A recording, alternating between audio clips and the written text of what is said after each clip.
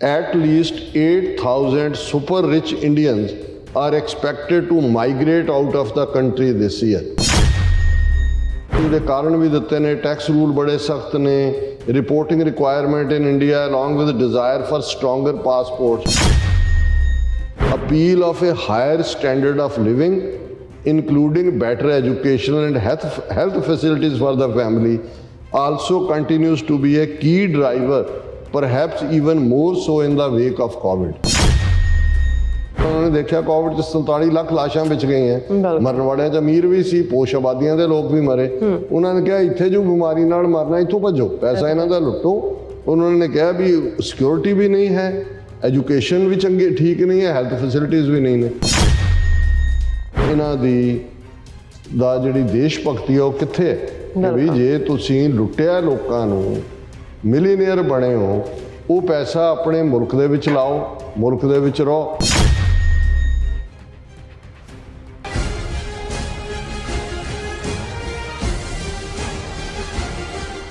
ਦਰਸ਼ਕੋ break ਤੋਂ ਬਾਅਦ ਆਪਾਂ ਤੁਹਾਨੂੰ ਸਭ ਨੂੰ ਜੀ ਆਇਆਂ ਕਹਿੰਦੇ ਹਾਂ। ਸੋ ਗੱਲਬਾਤ ਕਰਨ ਜਾ ਰਹੇ ਹਾਂ ਕਿ ਇੱਕ ਪਾਸੇ ਹਿੰਦੂਤਵੀਆਂ ਵੱਲੋਂ ਹਰ ਵਿਰੋਧੀ ਨੂੰ ਦੇਸ਼ ਧਰੋਹੀ ਅਤੇ ਜਿਹਾਦੀ ਐਲਾਨਿਆ ਜਾਂਦਾ ਹੈ ਔਰ ਦੂਸਰੇ ਪਾਸੇ ਇਹਨਾਂ ਹਿੰਦੂਤਵੀਆਂ ਦੀ ਦੇਸ਼ ਭਗਤੀ ਦਾ ਹਾਲ ਦੇਖੋ। ਹਜ਼ਾਰਾਂ ਦੀ ਗਿਣਤੀ ਵਿੱਚ ਅਮੀਰ ਹਿੰਦੂ ਭਾਰਤ ਛੱਡ ਕੇ ਬਾਹਰਲੇ ਮੁਲਕਾਂ ਵਿੱਚ ਸੈਟਲ ਹੋ ਰਹੇ ਹਨ। ਟਾਈਮਜ਼ ਆਫ ਇੰਡੀਆ ਦੀ ਇੱਕ ਰਿਪੋਰਟ ਅਨੁਸਾਰ ਵਰ੍ਹਾ 2022 ਵਿੱਚ 8,000 ਤੋਂ ਜ਼ਿਆਦਾ ਸੁਪਰ ਰਿਚ ਇੰਡੀਅਨ ਭਾਰਤ ਛੱਡ ਕੇ ਬਾਹਰਲੇ ਮੁਲਕਾਂ ਵਿੱਚ ਵਸਣ ਜਾਣਗੇ। ਸੋ ਇਸ ਬਾਰੇ ਆਪਾਂ ਗੱਲਬਾਤ ਕਰਨ ਜਾ ਰਹੇ ਹਾਂ। ਸੋ ਅਸੀਂ ਚਾਹਾਂਗੇ ਕਿ ਤੁਸੀਂ ਇਸੇ ਤਰ੍ਹਾਂ ਬਣੇ ਰਹਿਣਾ। ਦੇਖਣ ਸੁਣਨ ਜਾਂ ਲਿਖਣ ਲਈ ਤੁਹਾਡਾ ਸਭ ਦਾ ਬਹੁਤ ਬਹੁਤ ਧੰਨਵਾਦ ਜੀ। ਡਾਕਟਰ ਸਾਹਿਬ ਕੀ ਕਹਿਣਾ ਚਾਹੋਗੇ? ਦੇਖੋ, ਮੈਂ ਬ੍ਰੇਕ ਦੇ ਵਿੱਚ ਦੇਖ ਰਿਹਾ ਸੀ ਸਾਡੇ YouTube ਦੇ ਉੱਤੇ ਇੱਕ ਵੀਰ ਦਾ ਮੈਸੇਜ ਹੈ, ਸੀਨ ID ਤੋਂ ਹੈ। ਉਹਨਾਂ ਨੇ ਜਾਣਨਾ ਚਾਹਿਆ ਕਿ ਕੀ ਗੁਰਦੁਆਰੇ 'ਚ ਜਾਣ ਦੇ ਲਈ ਕੋਈ ਫੀਸ ਹੁੰਦੀ ਹੈ। ਸੀਨ ਜਨਾਬ, ਕੋਈ ਗੁਰਦੁਆਰਾ ਸਾਹਿਬ 'ਚ ਜਾਣ ਦੀ ਫੀਸ ਨਹੀਂ ਹੁੰਦੀ। ਤੁਸੀਂ ਖੁੱਲ੍ਹ ਕੇ ਕਿਸੇ ਵੇਲੇ ਵੀ ਜਾ ਸਕਦੇ ਹੋ ਔਰ ਗੁਰਦੁਆਰਾ ਸਾਹਿਬ 'ਚ ਬਹੁਤ ਸਾਰੇ ਗੁਰਦੁਆਰੇ ਜਿੱਥੇ ਰੈਗੂਲਰ ਕੰਗਰੀਗੇਸ਼ਨ ਹੁੰਦੀ ਹੈ, ਦੀਵਾਨ ਹੁੰਦਾ, ਲੰਗਰ ਹੁੰਦਾ ਹੈ, ਜਿਹਦੇ 'ਚ ਤੁਸੀਂ ਲੰਗਰ ਸੰਗਤ ਦੇ ਨਾਲ ਬੈਠ ਕੇ ਛਕ ਸਕਦੇ ਹੋ, ਖਾ ਸਕਦੇ ਹੋ ਔਰ ਉਹਦੇ ਤਾਂ ਵੀ ਕੋਈ ਚਾਰਜ ਨਹੀਂ ਹੁੰਦਾ। ਹਾਂ, ਇਹ ਜ਼ਰੂਰ ਹੈ ਵੀ ਕਰਤਾਰਪੁਰ ਸਾਹਿਬ ਜਿਹੜਾ ਗੁਰਦੁਆਰਾ ਸਾਹਿਬ ਪਾਕਿਸਤਾਨ ਦੀ ਹਕੂਮਤ ਵੱਲੋਂ ਜਿਹੜਾ ਹੈ ਉਸ ਦਾ ਪ੍ਰਬੰਧ ਹੈ, ਉਹਨਾਂ ਦੇ ਕੋਲ ਪਾਕਿਸਤਾਨ ਸਿੱਖ ਗੁਰਦੁਆਰਾ ਪ੍ਰਬੰਧਕ ਕਮੇਟੀ ਦੇ ਨਾਲ, ਉਹਦੇ 'ਚ ਸਾਨੂੰ ਪਤਾ ਲੱਗਿਆ ਕਿ ਵੀ ਜਿਹੜੇ ਪਾਕਿਸਤਾਨੀ ਜਾਣਾ ਚਾਹੁੰਦੇ ਨੇ ਉਹਨਾਂ ਦੇ ਉੱਤੇ ਉਹਨਾਂ ਨੇ ਫੀ ਰੱਖੀ ਹੋਈ ਹੈ। ਹਾਲਾਂਕਿ ਸਾਨੂੰ ਇਹ ਪਸੰਦ ਨਹੀਂ ਹੈ। ਜਿਹੜੇ ਭਾਰਤ ਤੋਂ ਵੀ ਆਉਂਦੇ ਨੇ ਉਹਨਾਂ ਨੂੰ ਵੀ ਕੁਛ ਡਾਲਰ ਦੇਣੇ ਪੈਂਦੇ ਨੇ, ਪਰ ਉਹ ਤਾਂ ਸਮਝ ਆ ਸਕਦੀ ਹੈ ਕਿ ਇਮੀਗ੍ਰੇਸ਼ਨ ਨਾਲ ਰਿਲੇਟਡ ਜਿਹੜਾ ਸਟਾਫ ਹੈ ਜਾਂ ਦੂਜਾ ਉਹਨਾਂ ਦੇ ਖਰਚੇ ਦੇ ਲਈ ਹੈ। ਲੇਕਿਨ ਇਹ ਮੈਨੂੰ ਲੱਗਦਾ ਹੈ ਕਿ ਵੀ ਇਹ ਮੰਗ ਪਾਕਿਸਤਾਨ ਦੇ ਵਿੱਚ ਵੀ ਹੋਣੀ ਚਾਹੀਦੀ ਹੈ ਕਿ ਭਾਈ, ਕਿਉਂਕਿ ਗੁਰਦੁਆਰਾ ਤਾਂ 4 ਦਰਵਾਜ਼ੇ ਸਾਡੇ ਹਰਿਮੰਦਰ ਸਾਹਿਬ ਦੇ ਔਰ ਗੁਰਦੁਆਰਾ ਸਭ ਲਈ ਹੈ, ਜਿੱਥੇ ਬਿਨਾਂ ਕੋਈ ਜ਼ਾਤ, ਰੰਗ, ਨਸਲ, ਧਰਮ, ਜੈਂਡਰ ਦੇ ਡਿਸਕ੍ਰਿਮੀਨੇਸ਼ਨ ਦੇ ਜਾ ਸਕਦਾ ਹੈ ਔਰ ਉਹਦੇ ਲਈ ਸਭ ਕੁਝ ਖੁੱਲ੍ਹਾ ਹੈ। ਫਿਰ ਉਹਨਾਂ ਨੇ ਇੱਕ ਸਵਾਲ ਇਹ ਵੀ ਪੁੱਛਿਆ ਕਿ ਵੀ ਪੰਜਾਬੀ ਇੱਕ ਡਿਸਟਿੰਕਟ ਲੈਂਗੁਏਜ ਹੈ ਅਤੇ ਇਹਨੂੰ ਕਿਉਂ ਨਹੀਂ ਲਾਗੂ ਕੀਤਾ ਜਾਂਦਾ। ਸੀਨ ਸਾਹਿਬ, ਪੰਜਾਬੀ ਨਾ ਸਿਰਫ ਇੱਕ ਰੈਕਗਨਾਈਜ਼ ਜ਼ਬਾਨ ਹੈ ਜਿੱਥੇ ਇੰਡੀਅਨ ਕਰੰਸੀ ਦੇ ਉੱਤੇ 22 ਜ਼ਬਾਨਾਂ ਦੇ ਲਫ਼ਜ਼ ਹੁੰਦੇ ਨੇ, ਉੱਥੇ ਪੰਜਾਬੀ ਦਾ ਵੀ ਹੁੰਦਾ ਹੈ। ਪੰਜਾਬੀ 'ਤੇ ਬੇਸਡ ਹੀ 1966 'ਚ ਪੰਜਾਬੀ ਸੂਬਾ ਬਣਿਆ ਔਰ ਲਗਭਗ 2 ਸਾਲ ਬਾਅਦ ਪੰਜਾਬ ਦੀ ਅਸੈਂਬਲੀ ਨੇ ਜਿਹੜਾ ਇੱਕ ਮਤਾ ਰੈਜ਼ੋਲੂਸ਼ਨ ਕਰਕੇ ਪੰਜਾਬੀ ਨੂੰ ਸਟੇਟ ਲੈਂਗੁਏਜ ਬਣਾਇਆ। ਅੱਜ ਵੀ ਜਿਹੜੇ ਗਵਰਨਮੈਂਟ ਸਕੂਲ ਨੇ ਉਹਨਾਂ ਸਾਰਿਆਂ ਦੇ ਵਿੱਚ ਪੰਜਾਬੀ ਕੰਪਲਸਰੀ ਹੈ। ਪ੍ਰਾਈਵੇਟ ਸਕੂਲਾਂ 'ਚ ਵੀ ਐਜ਼ ਏ ਲੈਂਗੁਏਜ ਹੈ ਔਰ ਦਫ਼ਤਰਾਂ 'ਚ ਵੀ, ਹਾਲਾਂਕਿ ਕਈ ਥਾਵਾਂ ਅੰਗਰੇਜ਼ੀ ਚ ਕੰਮ ਹੁੰਦਾ ਹੈ, ਬਟ ऑफिशियली पंजाबी ऑलरेडी उसनों एक स्टेट लैंग्वेज का दर्जा हासिल है। RSS ਦੇ ਹਿੰਦੂਤਵੀਆਂ ਨੇ ਇੱਕ ਕਾਮਨ ਜਿਹਾ ਜੁਮਲਾ ਸਭ ਨੇ ਅਡਾਪਟ ਕੀਤਾ ਹੋਇਆ। ਜੇ ਹੁਣ ਅਗਨੀਪਥ ਜਾਂ ਅਗਨੀਵੀਰ ਸਕੀਮ ਦੇ ਖਿਲਾਫ ਲੱਖਾਂ ਦੀ ਗਿਣਤੀ 'ਚ, ਜਿਨ੍ਹਾਂ 'ਚ ਜ਼ਾਹਰ ਹੈ ਮੈਜੋਰਿਟੀ ਕੀ ਆਲਮੋਸਟ ਸਾਰੇ ਹੀ ਹਿੰਦੂ ਨੇ, ਬਿਹਾਰ, UP, ਉਹਨਾਂ ਤੋਂ ਲੈ ਕੇ ਪੰਜਾਬ ਤੱਕ ਵੀ ਨਿਕਲੇ ਅਤੇ ਉਹਨਾਂ 'ਤੇ ਇੱਕ BJP ਲੀਡਰ ਨੇ ਕਿਹਾ ਕਿ ਜੀ ਇਹ ਤਾਂ ਖਰੂਦੀ ਨੇ, ਇਹ ਤਾਂ ਅਮਨ ਭੰਗ ਕਰ ਰਹੇ ਨੇ ਔਰ ਜਿਹਾਦੀ ਨੇ।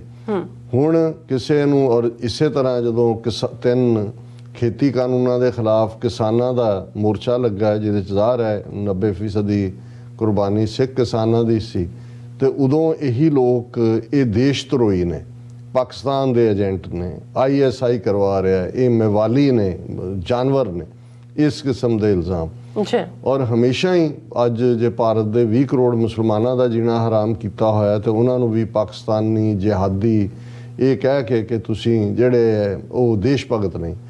ਹੁਣ ਜੇ ਤਾਂ ਮੈਂ ਇਹਦੇ ਤੇ ਘੰਟਿਆਂ ਵਧੀ ਇਹ ਸਬੂਤ ਦੇ ਉੱਤੇ ਗੱਲ ਕਰ ਸਕਦਾ ਹਾਂ ਕਿ ਭਾਈ ਇਹ ਕਿੰਨੇ ਵੱਡੇ ਟਰੇਟਰ ਨੇ। ਇਹਨਾਂ ਦਾ ਜਿਹੜਾ ਇਸ਼ਕ ਵੀ ਹੈ ਔਰ ਇਹਨਾਂ ਦੀ ਦੌੜ ਵੀ ਹੈ ਉਹ ਪੈਸੇ ਦੀ ਹੈ। ਪੈਸੇ ਲਈ ਇਹ ਆਪਣਾ ਈਮਾਨ ਤਾਂ ਵੈਸੇ ਹੀ ਨਹੀਂ ਹੈ ਇਹਨਾਂ ਦਾ, ਪਰ ਕੁਝ ਵੀ ਵੇਚ ਸਕਦੇ ਨੇ ਆਪਣਾ। ਔਰ ਅਕਸਰ ਇਹ ਕਹਾਣੀ ਜਿਹੜੀ ਇੱਕ ਸੁਣਾਈ ਜਾਂਦੀ ਹੈ ਕਿ ਕਿਸੇ ਜਿਹੜਾ ਵਪਾਰੀ ਹਿੰਦੂ ਜਿਹਦੇ ਲਈ ਲਫ਼ਜ਼ ਬਣਿਆ ਹੁੰਦਾ ਇਹ ਪੁੱਛਿਆ ਗਿਆ ਕਿ ਲਾਲਾ ਜੀ ਆਪ ਮਰਨ ਤੋਂ ਬਾਅਦ ਕਿ ਲਾਲਾ ਜੀ ਆਪ स्वर्ग में जाएंगे कि नरक में, कि मतलब ਤੁਸੀਂ ਬਹਿਸ਼ਤ 'ਚ ਜਾਣਾ ਪਸੰਦ ਕਰੋਗੇ ਕਿ ਦੋਜ਼ਖ 'ਚ। ਤੇ ਉਹ ਕਹਿੰਦਾ ਬਈ ਪੈਸੇ ਜ਼ਿਆਦਾ ਕਹਾਂ ਮਿਲेंगे। ਸੋ ਇਹ ਐਕਸਪਲੇਨ ਇਹ ਜਿਹੜੇ ਕਾਮਨ ਹੁੰਦਾ ਹੈ। ਹਾਲਾਂ ਅਸੀਂ ਕੋਈ ਜ਼ਾਤ ਪਾਤੀ ਨਫ਼ਰਤ ਨਹੀਂ ਫੈਲਾਉਣਾ ਚਾਹੁੰਦੇ ਜਾਂ ਉਹਦੇ 'ਚ ਅਸੀਂ ਹੱਕ 'ਚ ਨਹੀਂ ਹੈ, ਪਰ ਇੱਕ ਜਦੋਂ ਸੁਭਾਅ ਹੁੰਦਾ ਹੈ ਲੋਕਾਂ ਜਿਹੜੀਆਂ ਕਹਾਣੀਆਂ ਹੁੰਦੀਆਂ ਨੇ ਉਹ ਉਸ ਸਾਰੇ ਦਾ ਹਿੱਸਾ ਹੁੰਦਾ ਹੈ। ਹੁਣ ਇੱਕ ਪਾਸੇ ਤਾਂ ਸਿੱਖ ਹੋਣ, ਭਾਰਤ ਦੇ ਮੁਸਲਮਾਨ ਹੋਣ, ਦਲਿਤ ਹੋਣ, ਬੈਕਵਰਡ ਕਲਾਸਿਸ ਹੋਣ, ਉਹਨਾਂ ਚੋਂ ਤਾਂ ਤੁਹਾਨੂੰ ਕੋਈ ਵਿਜੇ ਮਲਾਇਆ, ਕੋਈ ਲਲਿਤ ਲਾਦੀਆ ਗਾਦੀ ਕਿ ਕੌਣ ਕਿਹੜੇ ਕਿਹੜੇ ਲੋਕ ਉਹਨਾਂ ਦੇ ਤਾਂ ਹੁਣ ਨਾਂ ਭੁੱਲ ਗਏ ਜਿਹੜੇ ਹੰਡਰਡਸ ਆਫ ਮਿਲੀਅਨਸ ਲੈ ਕੇ ਦੌੜ ਗਏ ਵਾਪਸ ਹੀ ਨਹੀਂ ਮੁੜੇ। ਕੌਣ ਲੋਕ ਨੇ ਉਹ ਸਾਰੇ ਹੀ ਜਿਹੜੇ ਨੇ ਉਹ ਗੁਜਰਾਤੀ ਨੇ ਔਰ ਹਿੰਦੂ ਨੇ, ਸਾਰੇ ਉਹਨਾਂ 'ਚ ਕੋਈ ਤੁਹਾਨੂੰ ਮੁਸਲਮਾਨ ਜਾਂ ਸਿੱਖ ਜਾਂ ਦਲਿਤ ਤਾਂ ਨਜ਼ਰ ਨਹੀਂ ਆਉਂਦਾ। ਲੇਕਿਨ ਇਹ ਤਾਂ ਉਸ ਉਤਲੇ ਟਰੈਕ ਦੇ ਨਾਲ ਔਰ ਇਹ ਕਿੰਨੀ ਵੱਡੀ ਗਦਾਰੀ ਹੈ ਉਸ ਮੁਲਕ ਨਾਲ ਜਿਹਨੂੰ ਇੱਕ ਪਾਸੇ ਜਿਹੜਾ ਭਾਰਤ ਮਾਤਾ ਬਣਾਇਆ ਹੋਇਆ। ਔਰ ਜੇ ਪ੍ਰੀਵੀਅਸ ਜਾਈਏ ਤਾਂ ਇਹ ਸਾਰੇ ਉਹੀ ਕਲਾਸ ਹੈ। ਇਹਨਾਂ ਦੇ ਜਿਹੜਾ ਆਈਕੋਨਿਕ ਫਿਗਰ ਹੈ ਸਾਵਰਕਰ ਤੋਂ ਲੈ ਕੇ ਤੇ RSS ਦੇ ਗੋਲਵਲਕਰ ਤੱਕ। ਸਾਵਰਕਰ ਅੰਗਰੇਜ਼ਾਂ ਤੋਂ ਮਾਫੀਨਾਮਾ ਦੇ ਕੇ ਜੀ ਤੁਸੀਂ ਹਜ਼ੂਰ ਸਾਡੇ ਮਾਈ ਬਾਪ ਉੱਥੋਂ ਕਾਲੇ ਪਾਣੀ ਚੋਂ ਨਿਕਲਿਆ, ਤੇ ਗੋਲਵਲਕਰ ਐਮਰਜੈਂਸੀ ਦੇ ਦੌਰਾਨ ਜੇਲ੍ਹ ਚੋਂ ਨਿਕਲਣ ਲਈ ਮਾਫੀਨਾਮੇ ਲਿਖ ਰਹੇ ਸੀ। ਕਿੰਨੇ ਕੁ ਦੇਸ਼ ਲਈ ਖਲੋਣ ਵਾਲੇ ਨੇ, ਕਿੰਨੇ ਕੁ ਦੇਸ਼ ਭਗਤ ਨੇ ਤੇ ਕਿੰਨੀ ਕਿ ਇਹਨਾਂ ਦੀ ਡਿਟਰਮੀਨੇਸ਼ਨ ਆਪਣੇ ਮੁਲਕ ਲਈ ਹੈ। ਉਹ ਤਾਂ ਇਹਨਾਂ ਦੇ ਕੱਚੇ ਚਿੱਠੇ ਜਿਹੜੇ ਨੇ ਉਹ ਜੇ ਫਰੋਲੇ ਜਾਣ ਤਾਂ ਉਹ ਕੁਇੰਟਲਾਂ ਦੇ ਵਿੱਚ ਜਿਹੜਾ ਉਹ ਸਿਆਹੀ ਜ਼ਾਇਆ ਹੋਏ ਜਿਹੜੀ ਇਹਨਾਂ ਦੀਆਂ ਕਹਾਣੀਆਂ ਲਈ ਹੋਏ। ਹੁਣ ਇਹ ਸਟੋਰੀ ਮੈਂ ਇਹਨਾਂ ਦੀ ਆਪਣੀ ਪਬਲੀਕੇਸ਼ਨ ਟਾਈਮਜ਼ ਆਫ ਇੰਡੀਆ ਦੀ ਹੈ। Decoded, at least 8,000 super rich Indians are expected to migrate out of the country this year. ਹੁਣ ਜਦੋਂ ਅਸੀਂ ਖਾਲਿਸਤਾਨ ਦੀ ਗੱਲ ਕਰਦੇ ਹਾਂ, ਕਈ ਜਿਹੜੇ ਉਹਨਾਂ ਨੇ ਟਰੋਲਰ ਰੱਖੇ ਹੋਏ ਨੇ ਜਿਹਨਾਂ ਵਿਚਾਰਿਆਂ ਦੀ ਬ੍ਰੈਡ ਬਟਰ ਇਹਦੇ ਤੇ ਹੈ, ਅਸੀਂ ਕਈ ਵਾਰੀ ਉਹਨਾਂ ਨੂੰ ਡਿਲੀਟ ਨਹੀਂ ਕਰਦੇ ਕਮੈਂਟਸ ਨੂੰ। ਮੈਨੂੰ ਹੁੰਦਾ ਵੀ ਇਹ ਰਹਿਣ ਦਿਓ ਕਿਉਂਕਿ ਇਹਨਾਂ ਵਿਚਾਰਿਆਂ ਨੂੰ ਵੀ ਇਹਨਾਂ ਦੇ ਬੱਚੇ ਭੁੱਖੇ ਮਰ ਜਾਣਗੇ ਕਿ ਵੀ ਤੁਸੀਂ ਲਿਖਦੇ ਕਿਉਂ ਨਹੀਂ। ਲੇਕਿਨ ਤੁਸੀਂ ਦੇਖੋਗੇ ਕਿ ਜਦੋਂ ਅਸੀਂ ਗੱਲ ਆਜ਼ਾਦੀ ਦੇ ਹਵਾਲੇ ਨਾਲ ਜਾਂ ਇੱਥੋਂ ਦੇ, ਉਹ ਕਹਿੰਦੇ ਨੇ ਜੀ ਜੇ ਗੱਲ ਕਰਨੀ ਹੈ ਤਾਂ ਇੱਥੇ ਆ ਕੇ ਕਰੋ, ਤੁਸੀਂ ਤਾਂ ਹੈ ਹੀ ਨਹੀਂ, ਤੁਸੀਂ ਤਾਂ ਬਾਹਰ ਚਲੇ ਗਏ, ਤੁਹਾਨੂੰ ਕੀ ਹੱਕ ਹੈ ਗੱਲ ਕਹਿਣ ਦਾ। ਇਹ ਸਾਡੀ ਭਾਰਤ ਮਾਤਾ ਹੈ। ਹੁਣ ਇਹ ਟਾਈਮਜ਼ ਆਫ ਇੰਡੀਆ ਦੀ ਹੈ ਕਿ 8,000 super rich Indian, super rich ਦਾ ਮਤਲਬ ਹੈ ਜਿਨ੍ਹਾਂ ਕੋਲ ਹੰਡਰਡਸ ਆਫ ਮਿਲੀਅਨਸ ਨੇ, ਉਹ 2022 ਦੇ ਵਿੱਚ ਭਾਰਤ ਛੱਡ ਕੇ ਬਾਹਰਲੇ ਮੁਲਕਾਂ ਦੀ ਸਿਟੀਜ਼ਨਸ਼ਿਪ ਲੈਣਗੇ। ਉਹ ਭਾਰਤ ਮਾਤਾ ਦੇ ਸਪੂਤ ਤੋਂ ਕਪੂਤ ਨਹੀਂ ਬਣਨਗੇ ਕਿਉਂਕਿ ਉਹ ਹਿੰਦੂ ਨੇ। ਬਾਹਰ ਵੀ ਆ ਕੇ ਇੰਗਲੈਂਡ ਦਾ ਜਿਹੜਾ ਨੰਬਰ 2 ਖਜ਼ਾਨਾ ਮੰਤਰੀ ਬਣਾਇਆ ਹੋਇਆ ਸੀ, ਉਹ ਪਤਾ ਲੱਗਾ ਵੀ ਉਹਦੀ ਵਾਈਫ ਜਿਹਨੇ ਇੰਡੀਅਨ ਪਾਸਪੋਰਟ ਰੱਖਿਆ ਉਹ ਟੈਕਸ ਐਵੇਡ ਕਰਦੀ ਹੈ ਇੰਗਲੈਂਡ ਦਾ ਇੰਡੀਅਨ ਸਿਟੀਜ਼ਨ ਬਣ ਕੇ, ਕਿ ਉਹਦਾ ਇਸ ਕਿਸਮ ਦਾ ਨਾਂ ਹੀ ਹੈ। ਔਰ ਉਹ ਐਕਸਪੋਜ਼ ਹੋਇਆ ਕਿ ਭਾਈ ਇਹ ਕਿਸ ਕਿਸਮ ਦਾ ਕਰਦੇ ਨੇ। ਫਿਰ ਇਹ ਖਬਰ ਹੈ as many as 8,000 high net worth individuals are expected to migrate out of India in 2022, a new study has estimated. ਉਹਨਾਂ ਨੇ ਕਿਹਾ ਜੀ ਇਹਦੇ ਕਾਰਨ ਵੀ ਦਿੱਤੇ ਨੇ। ਟੈਕਸ ਰੂਲ ਬੜੇ ਸਖਤ ਨੇ, reporting requirement in India along with desire for stronger passports. ਹੁਣ ਤੁਸੀਂ ਕਹਿ ਰਹੇ ਹੋ ਵੀ ਭਾਰਤ ਵਿਸ਼ਵ ਗੁਰੂ ਹੈ, ਤੁਹਾਡੇ ਕੋਲ ਤਾਂ ਵਿਸ਼ਵ ਗੁਰੂ ਦਾ ਪਾਸਪੋਰਟ ਹੈ, ਤੁਹਾਨੂੰ ਕੀ ਕਹਿੰਦੇ ਨਾ ਉਹ ਯੂਰਪੀਅਨ ਜਾਂ ਅਮਰੀਕਨ ਜਾਂ ਦੂਜਾ ਸਟਰੋਂਗਰ ਪਾਸਪੋਰਟ ਲੈਣਾ ਚਾਹੁੰਦੇ ਨੇ। ਔਰ ਇਹ ਜਿਹੜੇ ਨੇ ਮਾਈਗ੍ਰੇਸ਼ਨ ਦਾ ਸਭ ਤੋਂ ਵੱਡਾ ਕਾਰਨ ਹੈ। ਔਰ ਇਹ report Henley global citizens report ਹੈ which tracks private wealth and investment migration trends worldwide. ਇਹ ਰਿਪੋਰਟ ਅੱਖ ਰੱਖਦੀ ਹੈ ਕਿ ਇਨਵੈਸਟਮੈਂਟ ਕਿੱਥੋਂ ਕਿੱਥੇ ਨੂੰ ਫਲੋ ਹੋ ਰਹੀ ਹੈ। ਔਰ ਉਹਨਾਂ ਨੇ ਕਿਹਾ ਕਿ ਵੀ ਇਹ ਜਿਹੜੇ ਨੇ ਐਂਟਰਪ੍ਰੈਨਿਓਰਸ ਖਾਸ ਤੌਰ ਤੇ ਟੈਕਨੀਕਲ ਇਹ ਟਰਾਂਸਨੈਸ਼ਨਲ ਹੋ ਰਹੇ ਨੇ ਔਰ ਗਲੋਬਲ ਬਿਜ਼ਨਸ ਔਰ ਇਨਵੈਸਟਮੈਂਟ ਓਪਰਚੁਨਿਟੀਜ਼ ਜਿਹੜੀਆਂ ਨੇ ਉਹਨੂੰ ਅਵੇਲ ਕਰ ਰਹੇ ਨੇ। ਮਤਲਬ ਕੋਈ ਦੇਸ਼ ਭਗਤੀ, ਕੋਈ ਭਾਰਤ ਮਾਤਾ ਦੇ ਸਪੁੱਤਰ ਵਾਲੀ ਲਾਈਨ ਨਹੀਂ ਹੈ। ਔਰ ਇਹ ਹੁਣ ਤੁਸੀਂ ਦੇਖੋ ਵੀ ਭਾਰਤ ਦੇ ਵਿੱਚ ਇਹਨਾਂ ਬਾਣੀਆਂ ਦੀ ਹਕੂਮਤ ਬਣਨ ਤੋਂ ਬਾਅਦ ਅਮੀਰ ਔਰ ਗਰੀਬ ਦਾ ਪਾੜਾ ਕਿੰਨਾ ਵਧਿਆ ਹੋਇਆ ਹੈ। The report revealed that number of US dollar millionaires and billionaires in India will grow by 80% over the next 10 years compared to just 20% in US, 10% in France, Germany, Italy and UK। ਕਿ ਅਗਲੇ 10 ਸਾਲਾਂ 'ਚ ਭਾਰਤ ਦੇ ਵਿੱਚ millionaire ਔਰ billionaire ਦੀ ਗਿਣਤੀ 80% ਵਧੇਗੀ, almost double ਦੇ ਨੇੜੇ ਪਹੁੰਚ ਜਾਣਗੇ, ਜਦੋਂ ਕਿ ਅਗਲੇ 10 ਸਾਲਾਂ 'ਚ ਅਮਰੀਕਾ 'ਚ ਸਿਰਫ 20% ਲੋਕ ਮਿਲੀਅਨਰ ਹੋਣਗੇ ਔਰ ਇਸੇ ਤਰ੍ਹਾਂ ਜਿਹੜੇ ਦੂਜੇ ਉਹਨਾਂ ਨੇ ਫਰਾਂਸ, ਜਰਮਨੀ, ਇਟਲੀ 'ਚ 10%, ਪਰ ਭਾਰਤ 'ਚ 80% ਹੋਰ ਜਿਹੜੇ ਹੁਣ ਲੁੱਟ ਰਹੇ ਨੇ, ਉਹ ਸਭ ਕੁਝ ਸਰਕਾਰੀ ਜਾਇਦਾਦਾਂ, ਰੇਲਵੇ, ਜਹਾਜ਼ ਸਭ ਵੇਚ ਰਹੇ ਨੇ ਪ੍ਰਾਈਵੇਟ, ਉਹ ਸਭ ਹਿੰਦੂ ਤੋਂ ਵੀ ਖੜੇ ਗਏ। ਸ੍ਰੀਲੰਕਾ 'ਚ ਲੋਕਾਂ ਨੇ ਪ੍ਰੋਟੈਸਟ ਕੀਤਾ ਕਿ ਉਹ ਕਿਵੇਂ, ਉਹ ਅਡਾਨੀ ਨੇ ਜਾ ਕੇ ਉੱਥੇ ਇੱਕ ਕਿਵੇਂ ਆਇਲ ਦੇ ਨਾਲ ਰਿਲੇਟਡ ਰਿਫਾਈਨਰੀ ਸੀ ਜਾਂ ਉਹ ਆਪਣਾ ਪ੍ਰੋਜੈਕਟ, ਲੋਕਾਂ ਨੇ ਕਿਹਾ ਉਹ ਤੁਸੀਂ ਮੁਲਕ ਵੇਚ ਦਿੱਤਾ ਹੈ।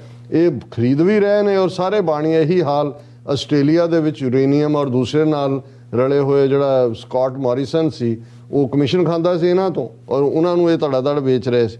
ਫਿਰ ਉਹਨਾਂ ਨੇ ਕਿਹਾ ਵੀ ਇਹ ਜਿਹੜਾ ਚੱਲ ਰਿਹਾ ਹੈ, however the latest projected 2022 net flows and outflows of US dollar millionaires, namely the difference between number of high net worth individuals who relocate to and number who emigrate from a country, ਜਿਹੜੇ emigrate ਕਰਦੇ ਨੇ ਆਉਂਦੇ ਨੇ, show a net loss for India this year of approximately 8,000 people। 8,000 millionaire ਔਰ ਜਿਹੜੇ ਜਿਨ੍ਹਾਂ ਦੇ ਲਈ ਸ਼ਬਦ ਉਹਨਾਂ ਨੇ ਸੁਪਰ ਰਿਚ ਕਿਹਾ, ਉਹ ਭਾਰਤ ਚੋਂ ਨਿਕਲ ਰਹੇ ਨੇ। These outflows are of particular concern to India, ਕਿਉਂਕਿ ਇਹ ਜਿਹੜੇ ਨੇ ਇਸ ਸਾਰੀ ਵੈਲਥ ਵੀ ਬਾਹਰ ਨਿਕਲ ਰਹੀ ਹੈ, ਲੋਕ ਵੀ ਨਿਕਲ ਰਹੇ ਨੇ, ਪਰ ਕਿਉਂਕਿ ਹਾਈ ਨੈਟ ਵਰਥ ਇੰਡੀਵਿਜੂਅਲ ਉੱਥੇ ਖੂਬ ਪੈਸਾ ਬਣਾ ਰਹੇ ਨੇ, 80% 2031 ਤੱਕ ਉਹਨਾਂ ਨੇ ਹੋ ਜਾਣਾ ਔਰ ਇਹ ਵੈਲਥ ਮਾਰਕੀਟ ਦੇ ਵਿੱਚ ਸਭ ਤੋਂ ਉੱਪਰਲਾ ਉਹਨਾਂ ਦਾ ਹੈ। This will be fueled by especially strong growth of local financial services, healthcare, technology। ਇਹ ਉਹਨਾਂ ਦੇ ਅੱਗੋਂ ਕੀਤਾ ਹੈ ਔਰ ਅੱਗੋਂ ਉਹਨਾਂ ਨੇ ਪੂਰਾ ਇੱਕ ਚਾਰਟ ਦਿੱਤਾ ਹੈ, projected net inflows and outflows।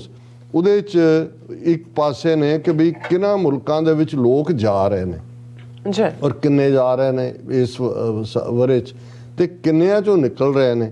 ਹੁਣ ਜਿਹੜੀਆਂ ਕੰਟਰੀਜ਼ ਦੇ ਵਿੱਚ ਮਾਈਗ੍ਰੇਸ਼ਨ ਹੋ ਰਹੀ ਹੈ, UAE ਦੇ ਵਿੱਚ 4,000 ਇਸ ਕਿਸਮ ਦਾ ਸੁਪਰ ਰਿਚ ਆਇਆ ਕੁੱਲ ਦੁਨੀਆ ਤੋਂ, ਆਸਟ੍ਰੇਲੀਆ ਦੇ ਵਿੱਚ 3500 ਆਇਆ, ਸਿੰਗਾਪੁਰ 'ਚ 2800 ਆਇਆ, ਇਜ਼ਰਾਈਲ 'ਚ 2500 ਆਏ ਨੇ, ਸਵਿਟਜ਼ਰਲੈਂਡ 'ਚ 2200 ਆਇਆ, ਅਮਰੀਕਾ 'ਚ 1500 ਸੁਪਰ ਰਿਚ ਆਏ ਨੇ, ਪੁਰਤਗਾਲ 'ਚ 1300 ਆਏ ਨੇ, ਗ੍ਰੀਸ 'ਚ 1200 ਆਏ ਨੇ, ਕੈਨੇਡਾ 'ਚ 1000 ਆਇਆ, ਨਿਊਜ਼ੀਲੈਂਡ 'ਚ 8000 ਹੈ।